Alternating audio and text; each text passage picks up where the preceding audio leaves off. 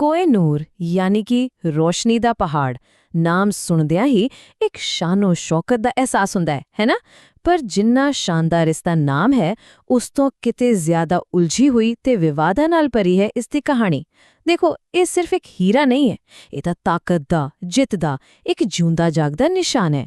ਪਰ ਸਵਾਲ ਇਹ ਹੈ ਕਿ ਕੀ ਇਸ ਨੂੰ ਹਾਸਲ ਕਰਨ ਦੀ ਕਹਾਣੀ ਸੱਚਮੁੱਚ ਉਹੀ ਹੈ ਜੋ ਸਾਨੂੰ ਆਮ ਤੌਰ ਤੇ ਸੁਣਾਈ ਜਾਂਦੀ ਹੈ? ਚਲੋ ਅੱਜ ਇਸ ਦੇ ਪਿੱਛੇ ਦੀ ਅਸਲੀਅਤ ਨੂੰ ਫਰੋਲਦੇ ਹਾਂ। ਇਹੀ ਉਹ ਸਵਾਲ ਹੈ ਜੋ ਸਦੀਆਂ ਤੋਂ ਪੁੱਛਿਆ ਜਾ ਰਿਹਾ ਹੈ। ਆਮ ਧਾਰਨਾ ਤਾਂ ਇਹੀ ਹੈ ਕਿ ਬਸ ਜੰਗ ਹੋਈ, ਅੰਗਰੇਜ਼ ਜਿੱਤ ਗਏ ਤੇ ਉਹਨਾਂ ਨੇ ਹਾਰੇ ਹੋਏ ਰਾਜੇ ਤੋਂ ਹੀਰਾ ਖੋਹ ਲਿਆ, ਇੱਕ ਝਟਕੇ 'ਚ ਸਭ ਕੁਝ ਹੋ ਗਿਆ। ਪਰ ਅਸਲੀਅਤ ਇਸ ਤੋਂ ਕਿਤੇ ਜ਼ਿਆਦਾ ਗੁੰਝਲਦਾਰ ਹੈ। ਇਹ ਕੋਈ ਇੱਕ ਦਿਨ ਦੀ ਘਟਨਾ ਨਹੀਂ ਸੀ, ਸਗੋਂ ਇਹ ਤਾਂ ਇੱਕ ਬਹੁਤ ਹੀ ਸੋਚ ਸਮਝ ਕੇ ਖੇਡੀ ਗਈ ਬਾਜ਼ੀ ਦਾ ਨਤੀਜਾ ਸੀ। ਇਸ ਪੂਰੀ ਕਹਾਣੀ ਨੂੰ ਜੇਕਰ ਸਹੀ ਤਰੀਕੇ ਨਾਲ ਸਮਝਣਾ ਹੈ ਤਾਂ ਸਾਨੂੰ ਇਸ ਨੂੰ ਦੋ ਹਿੱਸਿਆਂ ਵਿੱਚ ਵੰਡਣਾ ਪਵੇਗਾ।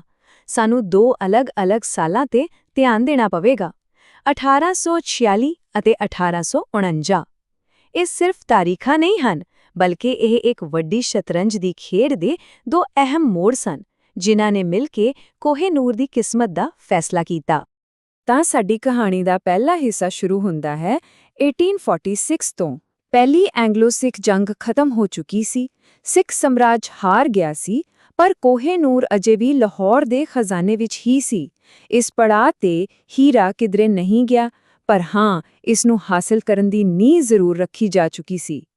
1846 ਵਿੱਚ ਸਿੱਖ ਸਾਮਰਾਜ ਦੀ ਹਾਰ ਤੋਂ ਬਾਅਦ ਅੰਗਰੇਜ਼ਾਂ ਨੇ ਇੱਕ ਸੰਧੀ ਪੇਸ਼ ਕੀਤੀ ਜਿਸ ਨੂੰ ਲਾਹੌਰ ਦੀ ਸੰਧੀ ਕਿਹਾ ਜਾਂਦਾ ਹੈ।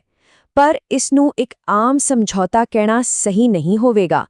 ਅਸਲ ਵਿੱਚ ਇਹ ਜਿੱਤਣ ਵਾਲਿਆਂ ਵੱਲੋਂ ਹਾਰਨ ਵਾਲਿਆਂ ਤੇ ਥੋਪਿਆ ਗਿਆ ਇੱਕ ਫਰਮਾਨ ਸੀ, ਜਿਸ ਦੀਆਂ ਸ਼ਰਤਾਂ ਬਹੁਤ ਹੀ ਸਖਤ ਸਨ। ਅੰਗਰੇਜ਼ਾਂ ਨੇ ਜੰਗ ਦੇ ਹਰਜਾਨੇ ਵਜੋਂ 1.5 ਕਰੋੜ ਰੁਪਏ ਦੀ ਮੰਗ ਰੱਖ ਦਿੱਤੀ। ਹੁਣ ਇਸ ਜ਼ਮਾਨੇ 'ਚ ਇਹ ਰਕਮ ਇੰਨੀ ਜ਼ਿਆਦਾ ਸੀ ਕਿ ਇਸ ਦਾ ਅੰਦਾਜ਼ਾ ਲਗਾਉਣਾ ਵੀ ਮੁਸ਼ਕਿਲ ਹੈ। ਸਿੱਖ ਸਾਮਰਾਜ ਦਾ ਖਜ਼ਾਨਾ ਇਹ ਰਕਮ ਚੁਕਾਉਣ ਦੇ ਬਿਲਕੁਲ ਵੀ ਕਾਬਿਲ ਨਹੀਂ ਸੀ ਅਤੇ ਬਸ ਇਹੀ ਕਮਜ਼ੋਰੀ ਅੰਗਰੇਜ਼ਾਂ ਦੇ ਹੱਥਾਂ 'ਚ ਇੱਕ ਵੱਡਾ ਹਥਿਆਰ ਬਣ ਗਈ। ਇਸ ਸੰਧੀ ਦਾ ਅਸਰ ਸਿੱਖ ਸਾਮਰਾਜ ਲਈ ਬਹੁਤ ਭਿਆਨਕ ਸੀ, ਕਿਉਂਕਿ ਉਹ ਹਰਜਾਨਾ ਨਹੀਂ ਦੇ ਸਕੇ। ਉਹਨਾਂ ਨੂੰ ਜਲੰਧਰ ਦੁਆਬ ਤੇ ਕਸ਼ਮੀਰ ਵਰਗੇ ਆਪਣੇ ਕੀਮਤੀ ਇਲਾਕੇ ਛੱਡਣੇ ਪਏ। ਪਰ ਸਭ ਤੋਂ ਵੱਡੀ ਸੱਟ ਪਤਾ ਕੀ ਸੀ? ਉਹ ਸੀ ਲਾਹੌਰ ਦਰਬਾਰ ਵਿੱਚ ਇੱਕ ਬ੍ਰਿਟਿਸ਼ ਰੈਜ਼ੀਡੈਂਟ ਦੀ ਨਿਯੁਕਤੀ। ਇਸ ਦਾ ਮਤਲਬ ਸੀ ਕਿ ਹੁਣ ਸਿੱਖ ਰਾਜ ਦੇ ਫੈਸਲੇ ਲਾਹੌਰ ਵਿੱਚ ਨਹੀਂ, ਸਗੋਂ ਅੰਗਰੇਜ਼ਾਂ ਦੇ ਇਸ਼ਾਰੇ ਤੇ ਹੋਣੇ ਸਨ, ਯਾਨੀ ਕਿ ਰਾਜ ਦੀ ਰੂਹ ਹੀ ਕੱਢ ਲਈ ਗਈ ਸੀ। ਅਤੇ ਇੱਥੇ ਸਭ ਤੋਂ ਹੈਰਾਨ ਕਰਨ ਵਾਲੀ ਗੱਲ ਪਤਾ ਕੀ ਹੈ? ਜਿਹੜੀ 1846 ਦੀ ਸੰਧੀ ਹੋਈ ਸੀ ਨਾ, ਉਸ ਵਿੱਚ ਕੋਹ-ਏ-ਨੂਰ ਦਾ ਕਿਤੇ ਜ਼ਿਕਰ ਤੱਕ ਨਹੀਂ ਸੀ, ਇੱਕ ਵਾਰ ਵੀ ਨਹੀਂ। ਅੰਗਰੇਜ਼ਾਂ ਨੇ ਹੀਰਾ ਮੰਗਿਆ ਹੀ ਨਹੀਂ। ਉਹਨਾਂ ਨੇ ਇਸ ਤੋਂ ਵੀ ਵੱਡੀ ਚਾਲ ਚੱਲੀ। ਉਹਨਾਂ ਨੇ ਉਸ ਪੂਰੇ ਸਿਸਟਮ ਤੇ, ਉਸ ਖਜ਼ਾਨੇ ਤੇ ਕਬਜ਼ਾ ਕਰ ਲਿਆ ਜਿੱਥੇ ਉਹ ਹੀਰਾ ਪਿਆ ਸੀ। ਸਮਝ ਰਹੇ ਹੋ ਨਾ? ਇਹ ਸ਼ਤਰੰਜ ਦੀ ਖੇਡ ਵਾਂਗ ਸੀ। ਵਜ਼ੀਰ ਨੂੰ ਮਾਰਨ ਦੀ ਥਾਂ ਉਹਨਾਂ ਨੇ ਪੂਰੀ ਬਾਜ਼ੀ ਹੀ ਆਪਣੇ ਹੱਥ 'ਚ ਕਰ ਲਈ। ਤਾਂ ਫਿਰ ਕਹਾਣੀ ਹੁਣ ਬਿਲਕੁਲ ਸਾਫ਼ ਹੋ ਰਹੀ ਹੈ। 1846 ਵਿੱਚ ਅੰਗਰੇਜ਼ਾਂ ਨੇ ਤਾਕਤ ਹਾਸਲ ਕੀ, ਜਿਸ ਨਾਲ ਖਜ਼ਾਨੇ ਦੀਆਂ ਚਾਬੀਆਂ ਉਹਨਾਂ ਦੇ ਹੱਥ ਆ ਗਈਆਂ। ਅਤੇ ਫਿਰ 1849 ਵਿੱਚ ਉਹਨਾਂ ਨੇ ਬਸ ਉਹੀ ਚਾਬੀਆਂ ਵਰਤ ਕੇ ਤਾਲਾ ਖੋਲ੍ਹਿਆ ਤੇ ਹੀਰੇ ਨੂੰ ਬਾਹਰ ਕੱਢ ਲਿਆ। ਪਹਿਲਾ ਕੰਟਰੋਲ, ਫਿਰ ਕਬਜ਼ਾ। ਇਹ ਸੀ ਉਹਨਾਂ ਦੀ ਰਣਨੀਤੀ। ਚਲੋ ਹੁਣ ਕਹਾਣੀ ਦੇ ਦੂਜੇ ਤੇ ਆਖਰੀ ਹਿੱਸੇ ਵੱਲ ਵਧਦੇ ਹਾਂ। ਸਾਲ 1849। ਇਹ ਉਹ ਪੜਾਅ ਹੈ ਜਿੱਥੇ ਗੱਲ ਸਿਰਫ ਕੰਟਰੋਲ ਦੀ ਨਹੀਂ ਰਹਿੰਦੀ, ਬਲਕਿ ਸਿੱਧੇ ਕਬਜ਼ੇ ਦੀ ਹੋ ਜਾਂਦੀ ਹੈ। ਅਤੇ ਇੱਥੇ ਹੀ ਪਹਿਲੀ ਵਾਰ ਕੋਹ-ਏ-ਨੂਰ ਦਾ ਨਾਮ ਕਾਗਜ਼ਾਂ ਤੇ ਲਿਖਿਆ ਜਾਂਦਾ ਹੈ। ਜਦੋਂ ਦੂਜੀ ਐਂਗਲੋ-ਸਿੱਖ ਜੰਗ ਹੋਈ ਤੇ ਸਿੱਖ ਸਾਮਰਾਜ ਫਿਰ ਹਾਰ ਗਿਆ ਤਾਂ ਸਮਝੋ ਕਿ ਖੇਡ ਪੂਰੀ ਤਰ੍ਹਾਂ ਖਤਮ ਹੋ ਗਈ ਸੀ। ਇਸ ਵਾਰ ਅੰਗਰੇਜ਼ ਸਿਰਫ ਕੰਟਰੋਲ ਨਾਲ ਖੁਸ਼ ਨਹੀਂ ਸਨ, ਉਹਨਾਂ ਨੇ ਪੂਰੇ ਪੰਜਾਬ ਨੂੰ ਸਿੱਧਾ ਆਪਣੇ ਸਾਮਰਾਜ ਵਿੱਚ ਸ਼ਾਮਿਲ ਕਰਨ ਦਾ ਫੈਸਲਾ ਕਰ ਲਿਆ ਅਤੇ ਇਸ ਆਖਰੀ ਸੌਦੇ ਵਿੱਚ ਕੋਹ-ਏ-ਨੂਰ ਨੂੰ ਸਭ ਤੋਂ ਅੱਗੇ ਰੱਖਿਆ ਗਿਆ। 1849 ਦੀ ਸੰਧੀ ਦੇ ਸ਼ਬਦ ਬਿਲਕੁਲ ਸਾਫ਼ ਸਨ, ਕੋਈ ਲੁਕਾ-ਛੁਪੀ ਨਹੀਂ ਸੀ। ਇਸ ਵਿੱਚ ਸਿੱਧਾ ਲਿਖਿਆ ਗਿਆ ਸੀ ਕਿ ਕੋਹ-ਏ-ਨੂਰ ਨਾਮ ਦਾ ਹੀਰਾ ਲਾਹੌਰ ਦੇ ਮਹਾਰਾਜਾ ਵੱਲੋਂ ਇੰਗਲੈਂਡ ਦੀ ਮਹਾਰਾਣੀ ਨੂੰ ਸੌਂਪ ਦਿੱਤਾ ਜਾਵੇਗਾ। ਇਹ ਕੋਈ ਬੇਨਤੀ ਨਹੀਂ ਸੀ, ਇਹ ਇੱਕ ਜੇਤੂ ਤਾਕਤ ਦਾ ਹੁਕਮ ਸੀ ਜਿਸ ਨੂੰ ਮੰਨਣ ਤੋਂ ਇਲਾਵਾ ਹੋਰ ਕੋਈ ਰਸਤਾ ਹੀ ਨਹੀਂ ਬਚਿਆ ਸੀ। ਪਰ ਇਤਿਹਾਸ ਸਿਰਫ ਸੰਧੀਆਂ, ਜੰਗਾਂ ਜਾਂ ਤਰੀਕਾਂ ਦੀ ਕਹਾਣੀ ਨਹੀਂ ਹੁੰਦਾ। ਇਹ ਉਹਨਾਂ ਲੋਕਾਂ ਦੀ ਕਹਾਣੀ ਵੀ ਹੁੰਦਾ ਹੈ ਜੋ ਉਸ ਦੌਰ ਵਿੱਚ ਜੀ ਰਹੇ ਸਨ। ਤਾਂ ਆਓ ਦੇਖੀਏ ਕਿ ਇਸ ਸਾਰੀ ਖੇਡ ਦੇ ਮੁੱਖ ਖਿਡਾਰੀ ਕੌਣ ਸਨ। ਇਸ ਸਾਰੀ ਕਹਾਣੀ ਦੇ ਕੇਂਦਰ ਵਿੱਚ ਮੁੱਖ ਤੌਰ ਤੇ 3 ਲੋਕ ਸਨ।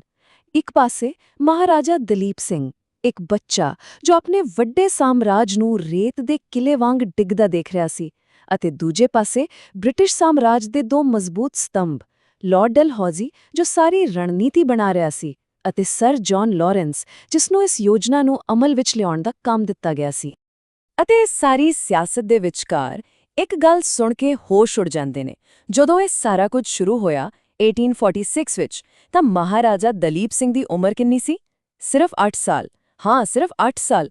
ਹੁਣ ਖੁਦ ਹੀ ਸੋਚੋ, ਇੱਕ 8 ਸਾਲ ਦਾ ਬੱਚਾ ਭਲਾ ਦੁਨੀਆ ਦੀ ਸਭ ਤੋਂ ਵੱਡੀ ਤਾਕਤ ਨਾਲ ਕੀ ਸੌਦਾ ਕਰ ਸਕਦਾ ਸੀ? ਇੱਥੋਂ ਸਾਫ਼ ਪਤਾ ਲੱਗਦਾ ਹੈ ਕਿ ਤਾਕਤ ਦਾ ਪਲੜਾ ਕਿੰਨਾ ਜ਼ਿਆਦਾ ਇੱਕ ਪਾਸੇ ਝੁਕਿਆ ਹੋਇਆ ਸੀ। ਖੈਰ, ਜਦੋਂ ਇੱਕ ਵਾਰ ਹੀਰਾ ਹਵਾਲੇ ਕਰ ਦਿੱਤਾ ਗਿਆ ਤਾਂ ਉਸ ਦਾ ਇੱਕ ਲੰਮਾ ਸਫ਼ਰ ਸ਼ੁਰੂ ਹੋਇਆ। ਇੱਕ ਐਸਾ ਸਫ਼ਰ ਜੋ ਉਸ ਨੂੰ ਪੰਜਾਬ ਦੀ ਧਰਤੀ ਤੋਂ 7 ਸਮੁੰਦਰ ਪਾਰ ਬ੍ਰਿਟਿਸ਼ ਸਾਮਰਾਜ ਦੇ ਦਿਲ ਤੱਕ ਲੈ ਗਿਆ। ਪਰ ਇਸ ਗੰਭੀਰ ਕਹਾਣੀ ਦੇ ਵਿੱਚ ਇੱਕ ਬੜਾ ਹੀ ਮਜ਼ੇਦਾਰ ਕਿੱਸਾ ਵੀ ਹੈ।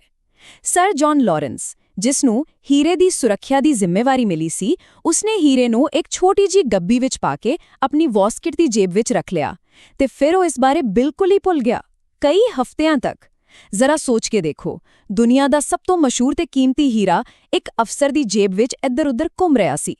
ਜਦੋਂ ਆਖਿਰਕਾਰ ਲਾਰੈਂਸ ਨੂੰ ਆਪਣੀ ਜੇਬ ਵਿੱਚ ਪਏ ਖਜ਼ਾਨੇ ਦਾ ਚੇਤਾ ਆਇਆ, ਤਾਂ ਹੀਰੇ ਦਾ ਅਸਲੀ ਸਫ਼ਰ ਸ਼ੁਰੂ ਹੋਇਆ। ਮਾਰਚ 1849 ਵਿੱਚ ਲਾਹੌਰ ਤੋਂ ਚੱਲ ਕੇ ਇਹ ਪਹਿਲਾਂ ਬੰਬਈ ਪਹੁੰਚਿਆ ਤੇ ਫਿਰ 1 ਸਾਲ ਤੋਂ ਵੀ ਵੱਧ ਸਮੇਂ ਬਾਅਦ ਸਮੁੰਦਰੀ ਜਹਾਜ਼ ਰਾਹੀਂ ਲੰਡਨ ਪਹੁੰਚਿਆ ਅਤੇ ਆਖਿਰਕਾਰ ਜੁਲਾਈ 1850 ਵਿੱਚ ਇਸ ਨੂੰ ਮਹਾਰਾਣੀ ਵਿਕਟੋਰੀਆ ਨੂੰ ਪੇਸ਼ ਕੀਤਾ ਗਿਆ।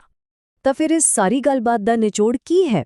ਨਿਚੋੜ ਇਹ ਹੈ ਕਿ ਕੋਹਿਨੂਰ ਨੂੰ ਹਾਸਲ ਕਰਨਾ ਕੋਈ ਇੱਕਦਮ ਹੋਈ ਘਟਨਾ ਨਹੀਂ ਸੀ। ਇਹ ਇੱਕ ਬਹੁਤ ਹੀ ਸੋਚੀ ਸਮਝੀ 2 ਪੜਾਵੀ ਪ੍ਰਕਿਰਿਆ ਸੀ।